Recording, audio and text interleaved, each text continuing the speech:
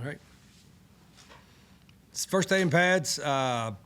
Some good, some bad. I think obviously you can teach a lot more and learn a lot more when you go full pads. We only did about 10 minutes live, 10 or 15 minutes live, but there was a lot of good evaluation coming out of it. And as I told the team, I saw some pretty good moments. We looked like we were competitive and playing with an edge, and then I saw too many periods of softness, and we'll have to get that fixed.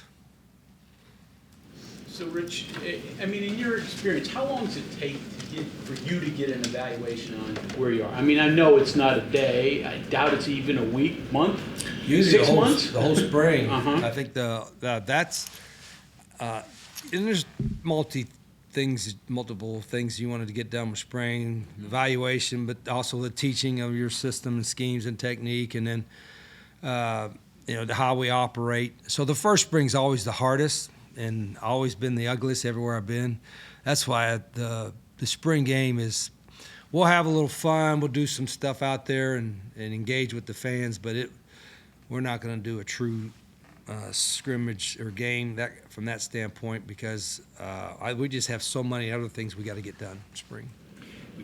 The rules have changed. You obviously you can't hit the way you used to. How much tackling do you do now?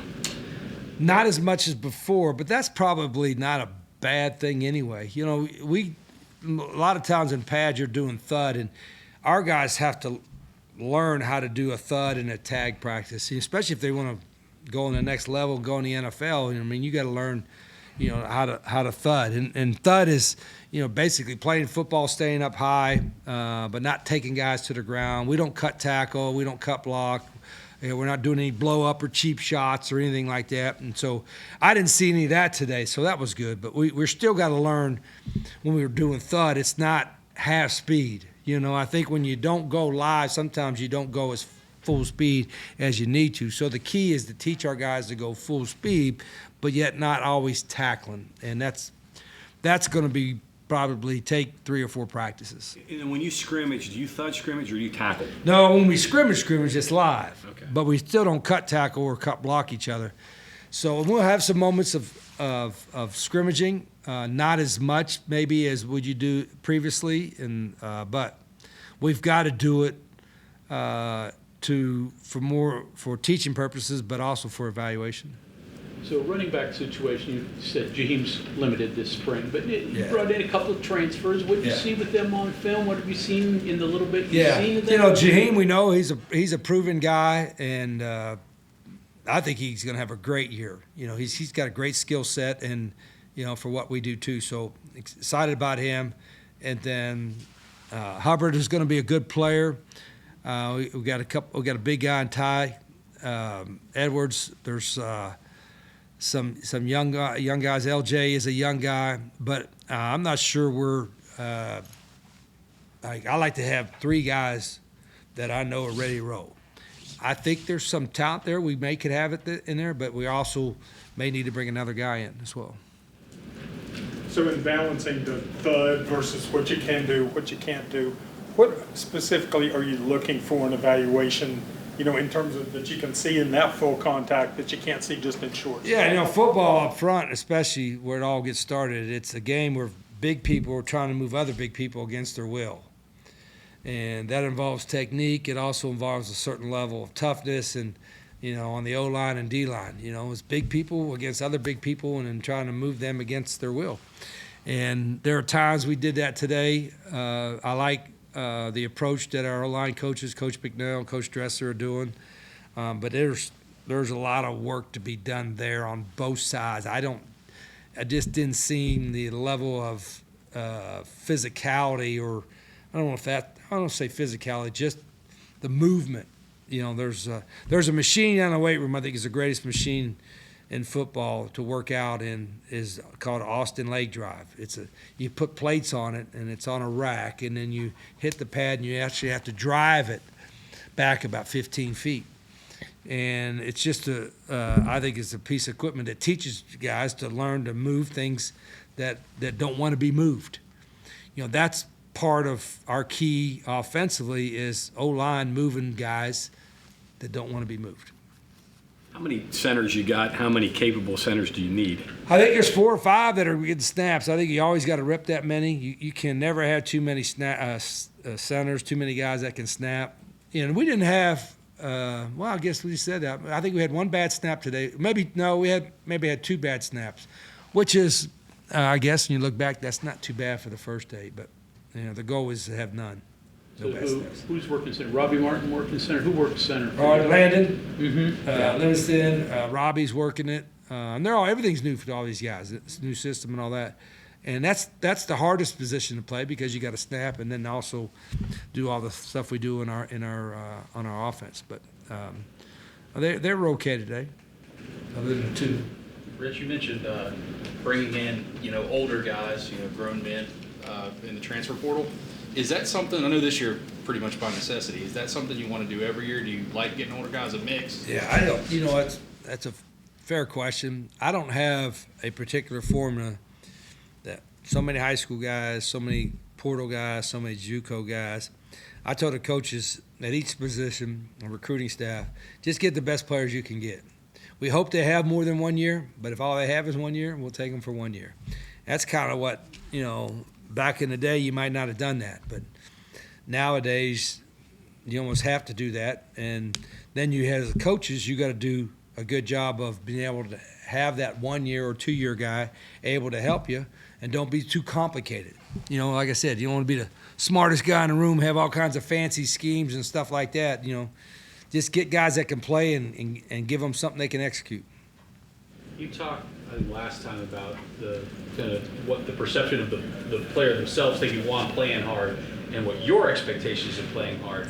In the first few practices in the preseason conditioning, how wide is the gap between your perception and their perception? Oh, it was pretty wide today. I told them afterwards, I think it's there. I've seen moments that I think it's there, but if you're soft, if you're soft mentally, physically, you're not going to make it. You'll stand out amongst your teammates and you'll stand out in the program, and it's not going to be the place for you. So it's pretty simple. In their version, they may not even know. Sometimes they don't even know what our definition is of being soft, but that goes back to us as coaches teaching them. This is we think that's soft, and then we have to explain to it why, and then hopefully they get it. Brought in a lot of secondary guys. Had a few coming back, but what do you think of the safeties, corners as a whole? Yeah, we need the secondary play was not good, and but the guys that were coming back, hopefully they'll get better, and that's our job as coaches. And the guys we brought in, I think definitely bring in some competition. And it's I'm not watching last year's film anymore right now. As we get ready for game planning, we watch some of last year's stuff. But we're just trying to evaluate because it's a whole new system with Coach Alley and the defense. But the competition is pretty good right there. Do we have a solid 8 or 9 right there? I couldn't tell you that, but I couldn't tell you that at any position. You had a couple of those guys at Jacksonville State. Yeah. Carter and Perry. So what do you see out of them? What did they do for you there? Well, we know them as far as their ability and their mentality, and they also both got some time in this system with Zach a couple years ago. So that was obviously the reason we brought them, because they're kind of proven. But they're not handed a spot here like a starting job or anything like that. They've got to earn that. But they've got a little bit of advantage as with Gerard Bowie and Jacob Barrett, because they know the expectations, I guess, and know how to do things. But I told the team today, I said, I'm not discouraged. I think I saw enough that hey, we got a chance. But it's got to be everybody all the time. Not every coach says that, but you got to coach it. I mean, if there's a moment of softness or weakness, mentally or physically, you have to address it every time, not 99% of the time, every time. And that's falls on us as coaches to make sure we address it. I talked to you last week a little bit about putting that culture in place with the new program, and those Jacksonville State guys, obviously they're a little bit used to your culture down there, your way of doing things. You mentioned it there. How does that help, having them in the locker room instill that new culture and mentality you want, having those guys that know the expectations? Well, I think those guys will say, man, he may look crazy, and he is probably a little bit crazy, but there is some method to the craziness. You know what I mean? Or they might just say, hey, this dude just nuts. But, hell, I don't care. I just want him to get coached. And like I said, I don't want to say that it's all bad, because I do think we have some good kids and we have some guys that are going to be really good players. We just got to have it all. It's almost as if there's, if you don't get, if you just get 3/4 of them or half of them playing it the way you want to play, that's a good. No, it's got to be all of them all the time. And they all have. I'm convinced every player has it in them. I'm not talking about just here. I'm talking about everywhere. I think every player has that competitiveness in them, especially at this level, hell, Division I level. So it's our job. If I'm not doing our players any service if we don't coach and get the very best out of them. I failed them if that happens. How soon you start needing to see leadership? What's that? How soon you start needing to see Yeah, leadership? I'm a little different with that. Everybody said you got to have leadership. Hell, then leadership, that's a practice. That's my job. That's a coach's job. Where you need leadership is when you're not around. Locker room, summertime, weekends, whenever coaches aren't around, that's when you got to have leadership. Everybody says, well, who's showing the leadership on the field? Well, hell, it better be me. You know what I mean? The quarterback's got to be obviously a leader on offense because he's managing the, calling the plays and the cadence. And there's a linebacker on defense calling the defense. So those guys got to do that part of it's assumed, right? But who's the leader up front? Well, hell, Coach Bicknell and myself. That's I don't worry about that part of the deal. Players have said one of the worst things they ever want to be called is soft. And when you use that word, how much do you think that really kind of stabs at them and kind of kicks them into gear and makes them motivated to say, okay, I don't want to be called that? Well, I had to remind them today, but it was the first day in pads. Right. And I'll probably have to remind them of the second day in pads and the third pads and the 30th day in pads and the 300th day in pads.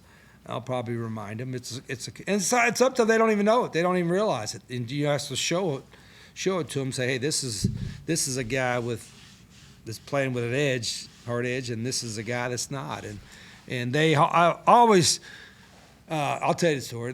I'm not gonna give you his name, but when I was here, again, everybody talks about the past. Whatever, the past is the past. But you ever hear the saying that if the puppy won't bite when he's a puppy, he won't bite when he's a dog? I used to believe that too. Well, I had a young player here, receiver, that he wouldn't bite as a puppy at all. And it was just a year. He wouldn't do it. He was soft, wouldn't block nobody, but soft one. And then we did one drill, and it was like he had to go 6 reps in a row, and we was challenging him and all that. And he went from being the softest wide receiver to being the best stock blocking wide receiver I've ever had to this day. And be a 3-year starter at wideout, and we won a lot of games with him. So he changed. He just grew up, matured, whatever. And that puppy wasn't biting when he was a puppy, but he bit when he was a dog. And so it learned guys can change, and guys can we can bring it out of them, I guess you could say. How much do you practice in the spring special teams? I mean, both blocking, tackling, and obviously the special returners, all that. Yeah, we don't do the kickoff and kickoff return. Those are the most dangerous. I hope we change it to the NFL model, but we'll do punt. We did punt today. We'll do field goal block, and we'll do punt block. Those will be the ones we feature on, and we'll get a day or two. We'll probably one day it'll be mostly a special teams day, and we'll kick off, but we probably won't have a live kickoff or kickoff return all spring. And but we'll do the punt and punt block every day. Working with at returner? Guys, we got a bunch of them. Rodney's back there, Bowie's back there, Man Singleton's back there. Who else? Those 3 I know stood out. All 3 slot receivers. There might be a defensive guy as well. And I think Ollie's a talented punter. We haven't been outside yet, so we haven't really punted much. But I think there's also that mentality. Probably the part that got me fired up today the most was the punt period that we did, and some of the individual work we were doing in the punt period, I thought was really soft. And it's not the player's fault. We just didn't teach it fast enough to how they're supposed to do their technique. So they'll be better the next day. So this kind of answers that, but day 1, day 2, day 3, what is soft? What is what? What is soft, like so early? There's things that you were singled out, but like soft I could see coming through like in winter conditioning or like when you're going No, heavy. I'm talking about like, you're supposed to physically, in football terms, punch a guy and knock him off balance, and instead you just kind of lean into him. Or instead of driving a guy down the field, you just kind of like bear hugging him. Instead of like going to thud a guy and legally hit head in front and above the waist and you knock him backwards, you just kind of jog and tag him. It's just, or if you got a guy that you're supposed to block and he's running here and you're running there and you're a wide receiver, and instead of making sure you get your guy and sprinting in front of him, you just kind of jog with him, and don't get your head in front so he doesn't make the tackle. So that's us as coaches. We have to explain what that is, and that's a good point. I'll probably need to remind my coaches, hey, we get these. They don't know.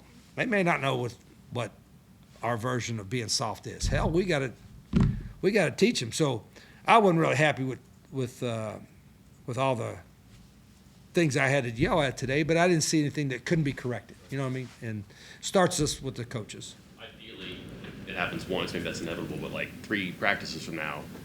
Oh yeah. If I'm still complaining about the same things in practice 10, then it's a really cause for concern.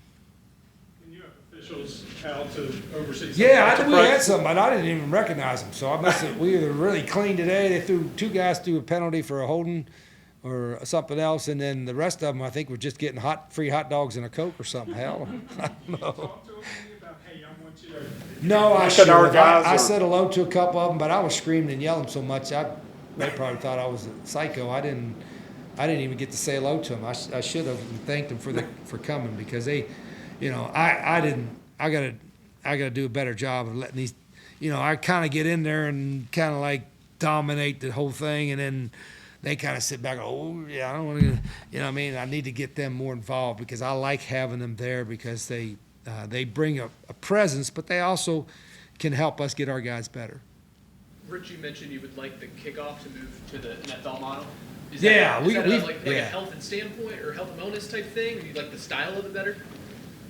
Yeah, it's the most dangerous play in football. That's why they changed it in the NFL. And it's I know it could kind of be exciting, but and even the NFL, they're still 70-some% of them are fair caught. I think we were second in the conference last year in kick returns. We only had 1, and then it must have been for like 28 yards. So I'm like, hey, we'll stay right there, fair catch every other one. So we didn't bring a lot of them back, but we do have, I think we have some return guys that can do that. But having a kickoff guy that can kick it out with the rules the way they are is really important. It has a lot of nervous times if you don't have that guy, and so that's why we recruited Ethan to come in, because we thought he could be that guy that could kick it out. Is he capable of doing that? Well, I hope. But what we saw on film, but we've been indoor the whole time. But he does have a strong leg, so that's. You talk to our special teams guys and Coach Kirkland and Coach Herring, that's what they're hoping too as soon as we get outside.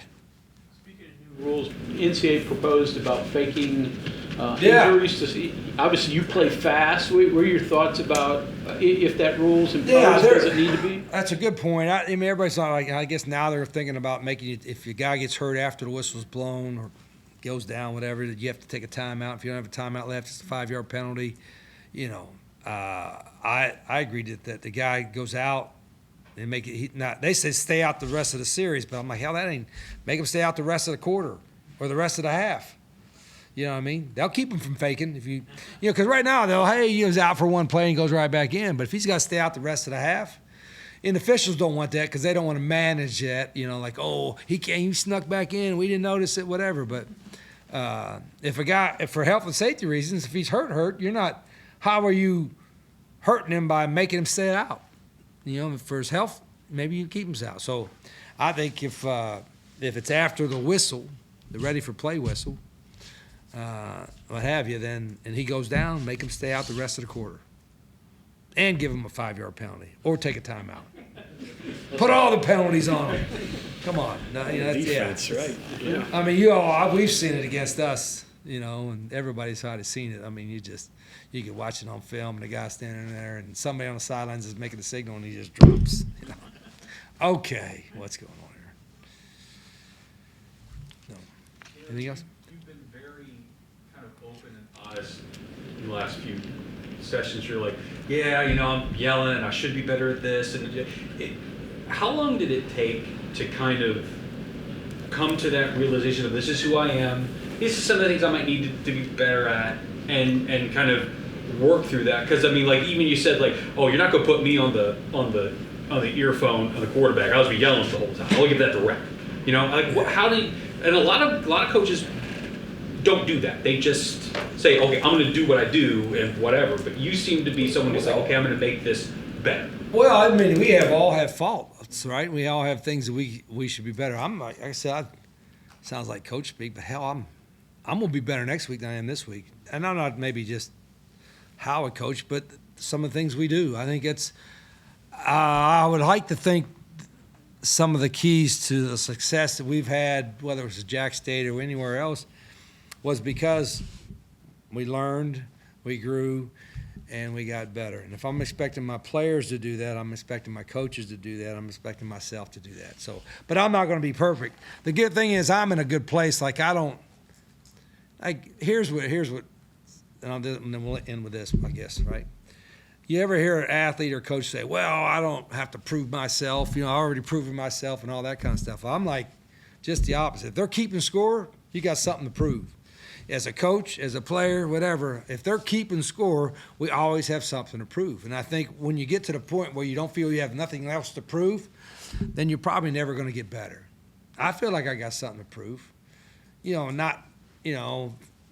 What that is, it might be different other people's mind to mine, but I always, every time we play, I feel like I got something to prove. And I want my teams and my staff to feel the exact same way.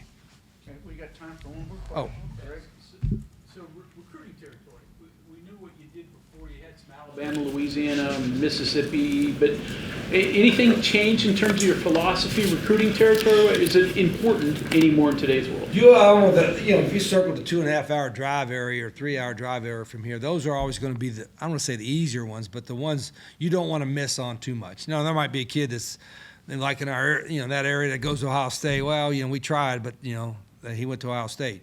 But I told the coaches, and it's different because you have a different person coaching and a different person recruiting, but I want them to recruit areas that they know. I don't want to, this day and age, just you won't have time to, find a guy that's a sophomore, or you won't see us offering freshmen or in high school or sophomores in high school, but I tell them areas that they know and there's players at, then they got ties, is keep comfortable with that. 3-hour area within us, comfortable with that. Will we go down to Florida? We'll go down to Florida. Will we go down south? We'll go down south because we got a lot of ties there now. But there's a lot of good players in local Ohio, in western Pennsylvania, in the DMV, the Maryland, D.C. area, down south a little bit.